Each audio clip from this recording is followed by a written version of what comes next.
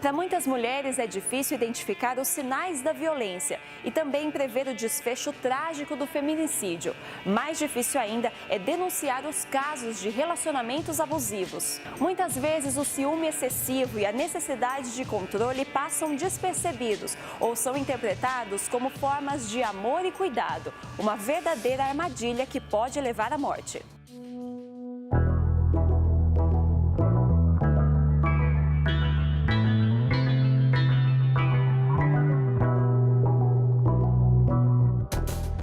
Dados do Ministério da Justiça apontam que este ano a Central de Atendimento à Mulher em Situação de Violência registrou aumento de 51% no número de denúncias em todo o país em relação a 2015. Foram cerca de 1.300.000 denúncias. Muitas mulheres estão em relacionamentos abusivos e sofrem algum tipo de violência do companheiro, seja ela física, psicológica e até mesmo sexual. Mas algumas não percebem com clareza essa agressividade, até resolverem colocar um ponto final na relação. No corpo de Thalita, as marcas de uma violência gratuita e inesperada. Nas imagens da câmera de segurança da farmácia onde trabalhava, o registro de um crime que quase lhe custou a vida.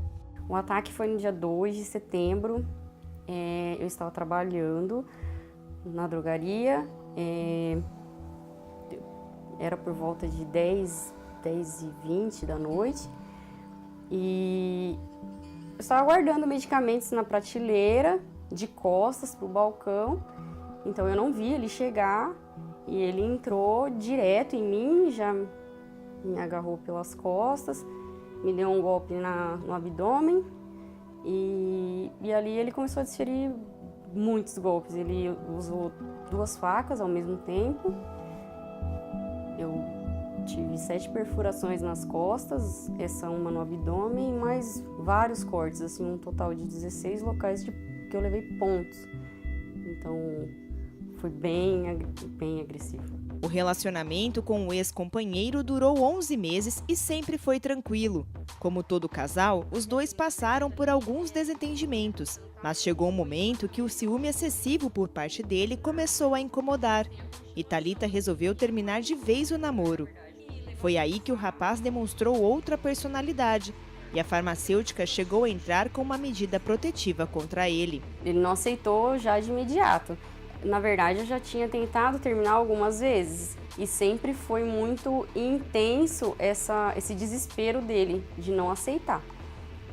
Mas as outras vezes eu acabei cedendo, voltando e essa última não. Eu bati o pé e aí ele acho que percebeu que realmente não ia ter outro caminho e ele não aceitou. Assim, foi uma semana entre o término e o ocorrido, e durante essa uma semana eu sofri bastante. Ele me perseguia na rua, me fechava com o carro no caminho do serviço, de volta para casa, então era aquela coisa bem perturbadora, até ele chegar ao ponto de ir lá e cometer o crime.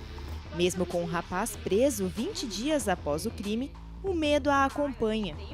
E hoje Thalita busca forças na família, nos bichinhos de estimação e até na tecnologia para tentar superar o que aconteceu. Como que é hoje perceber que você poderia ter entrado para a estatística de feminicídio, né? Como que é esse sentimento de olhar e falar, nossa, eu estou viva? Por um lado me apavora ainda essa sensação de quase morte, por uma banalidade. Mas ao mesmo tempo eu sou muito grata, eu tenho ainda mais vontade de viver, mais gás, mais alegria, porque afinal de contas, mediante a tudo o que aconteceu, eu tô bem. Só gratidão, né?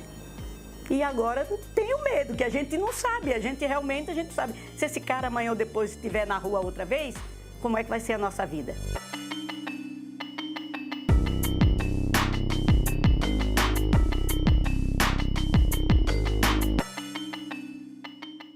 Os relacionamentos abusivos, eles começam já com sinais, por exemplo, de demonstração de ciúme excessivo, controle da mulher em relação à questão de acesso à rede social, aos amigos, mesmo à distância, controlar que tipo de roupa que ela usa, com quem ela se relaciona. Então, esses são alguns sinais. Normalmente, a mulher vive já numa situação de isolamento social, sempre apresenta alguns sinais, como depressão, baixa autoestima. Então, alguns sintomas de que tem alguma coisa que não está bom com ela. Mas muitas vezes ela não percebe. Normalmente, a vítima não percebe que ela está no relacionamento abusivo, porque as pessoas associam o ciúme, a possessão com uma questão de cuidado, né? Parece, ele gosta tanto de mim que ele me quer só para ele, né? Então, esses são alguns sinais. Mas aí depois, quando entra no ciclo da violência, normalmente começa com ou a quebra de diálogo na primeira fase, ou a quebra de diálogo, ou até mesmo as ofensas, a violência psicológica, a humilhação. Então, esses são os primeiros sinais. Depois, quando vem já para a segunda fase, onde normalmente há o momento da explosão, que é a tensão, normalmente vem acompanhada de alguma violência física ou violência patrimonial, que é quando o autor de violência chega em casa quebrando tudo e batendo, né? Então tem esse momento da explosão mesmo.